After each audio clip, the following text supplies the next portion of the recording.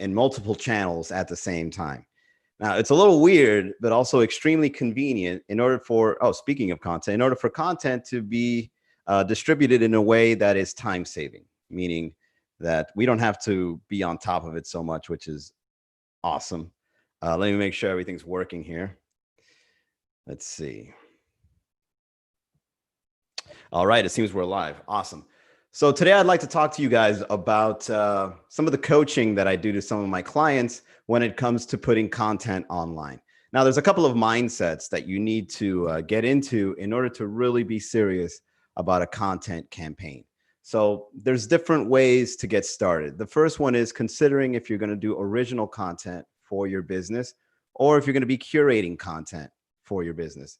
So for example, the difference is creating content obviously is you doing the content, right? You do the blog post, you have a designer design something, you take a photo, you post it online, you write the copy underneath the captions.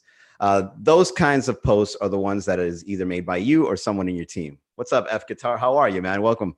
We're here talking about content creation and some of the mindsets that we can get into. Oh yeah, you had an issue with that. If you have any questions when it comes to content, by the way, F Guitar, go ahead and put it on the chat. So I'm live on multiple channels now, just so you know. I'm here on Miami networking channels, and I'm here on Instagram. So this is awesome.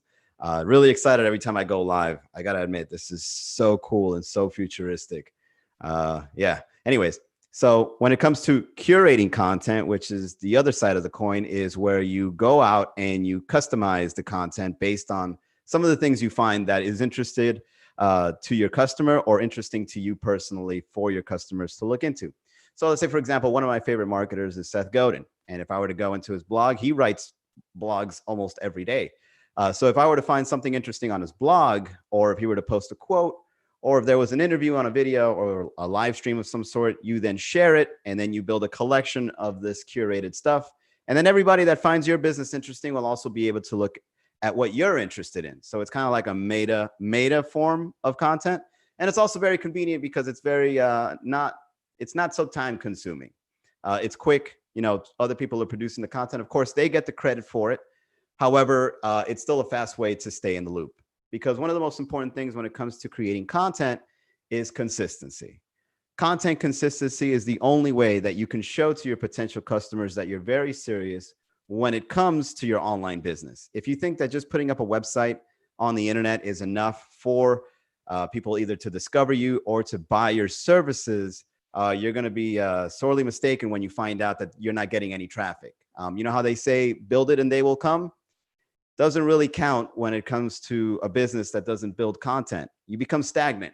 You become an obsolete website that is probably thrown in the back pages of Google or any other search engine, because I think relevancy is what is fueled by you continuing the conversation through content, whether it's curated or from your own. All right. So those are two big ways to get into the content campaign, either by creating your own and curating. You can do both. You can do one more than the other. But the main reason for these two forms of content, again, is to keep the consistency going, the pulse going. Hey, Joanna, how are you? How you been, sweetheart? Everything all right? If you have any questions for me, put it on the chat, Joanna. We're talking about content creation for websites. So another thing I'd like to point out when it comes to creating content is being able to figure out two ways to keep the flow going. So content creation, depending on your personality, can be a bit daunting if you go against the grain. Now, what I mean by that is if you're not feeling comfortable, or if you're not getting into the flow, or if consistency is hard to get started with, you need to start learning how to build habits. And the easier, the better, obviously. So to build a habit, you need to consider your personality. Are you the kind of person that wakes up in the morning and writes the content right then and there? Like, do you make it a job? That's how I do it, you know, personally speaking. I wake up early, I write down what I want to talk about today, and then I go on live, or I write a blog, or I make a video, or whatever the like. And that's my comfortable way of doing it. And then over time, I had to develop a routine to do it daily, consistently, in order for me to get in the groove. And now that I got in the groove of things, it's a lot easier to implement through this way, through this form of content creation. The other side of the coin when it comes to content creation is planning ahead. So I know people that have the personality type that likes to have things organized and in some sort of a list, or maybe even, I mean, I've seen 1 hour content plans that you sit down with a workbook like this, and it shows you how to write content by chunking out an hour a day. So I kind of go with this method, but then there's also this other method where you can get an entire agenda. I don't know if you guys seen these calendars. See if I could fix this. The green screen's not working on Instagram. Anyways, so yeah, it's a content calendar. And what this does is it plans out your content ahead of time. Now, that's not really my style because, you know, to sit down and do 30 days to, I've even seen calendars go up to a year of content planning, which is awesome in the sense that if you can have the whole year handled, you could take the whole year off. But I don't see myself doing it that way, although I've come across many personalities that prefer it that way. Because if you can have everything concise, if you can have everything organized in a way that you can foresee in the future what your website is going to be all about, then you can have more time to maybe go to year 2, or maybe you can start another project. Or, I mean, I wish I had this ability, because what I would do if I can plan a whole year's worth of content is I do the whole year of content, right? Put it on Hootsuite or on Buffer, right? For the whole year, 365 days of content. And then I take some time off to plan another year of content for another project. Now, that's a little idealistic for me because I don't see myself having the chunk of time to plan out so far ahead. And another downside is when it comes to planning so far ahead, you don't know what would be relevant in the process. So there's a give and take here. There's a pro and a con for either side. Another one, for example, for those that like doing content on the fly is if you don't have content planned, coming up with the idea for the content on the spot can be a little bit daunting. Hey, Moon Shuri, Danny, welcome to the chat. We're here talking about content creation. So an example of some of the obstacles I come across when it comes to creating content on the fly is that if I have to write a meme for my comedy page, I can waste about 30 minutes to an hour of my day trying to refine the content. You know what I mean? So if I'm creating the content on the fly, I've got to take out a significant amount of time from my day in order to have it developed, the first draft, the second draft, or, you know, it doesn't have to just be memes in the example. It could be writing a blog. So today I wrote on the newsletter and I sent it out to those that are subscribed to MiamiNetworking.com. And I had to have content written from before in order to put the content there. So it's a little easier that way. Either way, each one has their pros and their cons. So another mindset to consider when it comes to writing content is, what are your strengths? What are you interested in? Sometimes we get into writing content that we don't enjoy. And I think that's one of the primary reasons writer's block happens. Writer's block happens when you're not really motivated to write something. And it's normal to not be motivated sometimes. We're human. You know, one day we feel great, and then other days we don't feel so good, but we still have to do the work, right? Because again, if you're not consistent, your business isn't going to thrive on the internet. So on the days that you're feeling like you're having writer's block, tap into the passion, tap into what makes you passionate about your business. Look into, you know, some of the things that I look into that to motivate me is I think about the why I'm doing. I remind myself, why am I doing this? Why am I getting into this project? And why do I want to tell people about it? And then that fires me up because it reminds me, hey, you, Andy Pure, and welcome to the chat. We're here talking about content. If you have any questions for me, put it right there on the chat. Anything related to online marketing or content creation. Another thing that you can do when it comes to writer's block is maybe take something that you've written before and then just add another part to it. So for example, if I were to talk to you about the two main differences of writing content, whether it's on the fly or planning ahead, you know, a year or so, you can then elaborate further and do like a sequel to the content itself. So as an example, if I gave you those two mindsets, another one you can do is how to make it into a habit. So it's the same topic, but it's a different subtopic. And then that way that gets you out of the groove of writer's block because you've already written something like that before. You know what I mean? So if I were to talk about routines and habits, I can still be talking about the two main topics, but now I can just say something like wake up in the morning, have a certain time of the day that you can write this content so that it's out there on a timely basis. You, Andy Pierce says, good tip. Thank you, Andy Pierre. I appreciate it. This is a fairly new attempt to get connected with the community, and I'm liking it. So in case you guys don't know, this green screen, for those that are watching on Facebook and YouTube, this green screen looks great. Big shout out to the Zoom platform. But Instagram hasn't gotten its stuff together. Like the mic is disappearing. I can't change the background. And this is like the #1 platform for social media. Maybe they'll change it, but so far it just looks like it's like I'm doing a magic trick or something. I like the green. Okay, you, Andy Pierre, if you like it. I mean, I'm not really fond of this whole disappearing and reappearing thing. Anyways, so apart from your strengths, what's another thing you can get into to get into the right mindset? What is the market missing?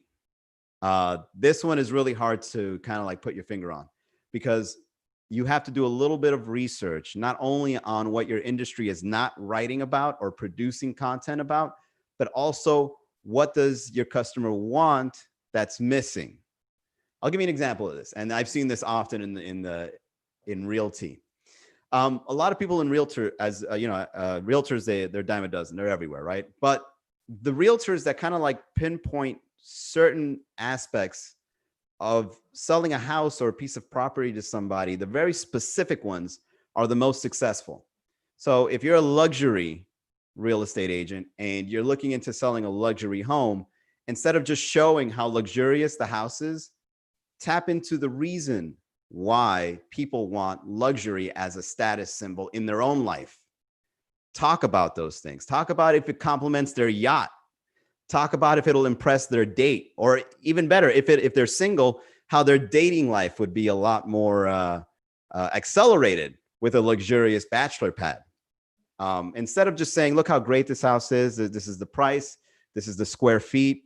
No one goes into a home to purchase and ask, how many square feet is it, as the main reason to buy. There's way more, there's more nuances when it comes to these kinds of products and services.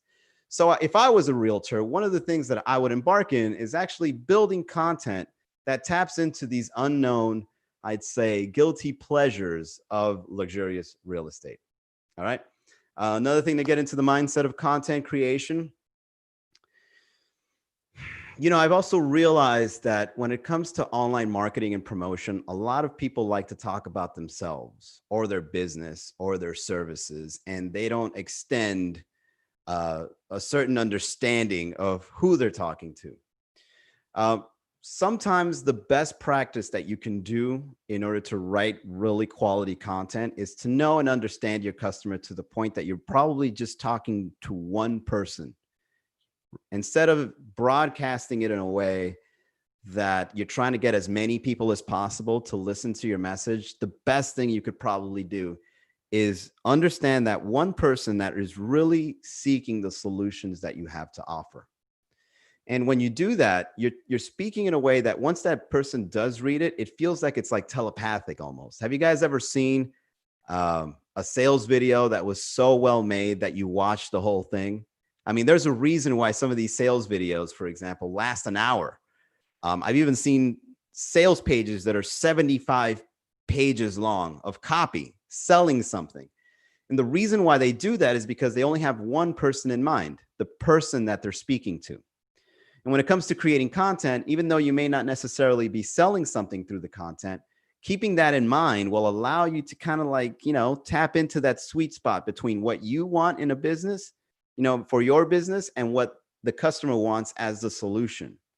So keep that in mind next time you do a piece of content out there. If you were to talk to one person only, what are some of the obstacles that they're going through? What are some of their pain points that they're going through? And then match what you have to offer with that specific quality. So rather than saying, you know, 30% off, you know, so-and-so product, the only thing you're really selling is I'm selling this thing at a discount. But if you were to say, so for example, me as a coach, instead of just saying I'm a coach, I say I'm an online business coach, specifically for the kinds of people that feel overwhelmed with the future accelerating towards us. As you know, it becomes more demanding to get businesses online. You know, to put an idea to a profitable product is a lengthy process. And, you know, the learning curve can be a little rough. They say the first 5 years of a business, they fail. I've been through these things.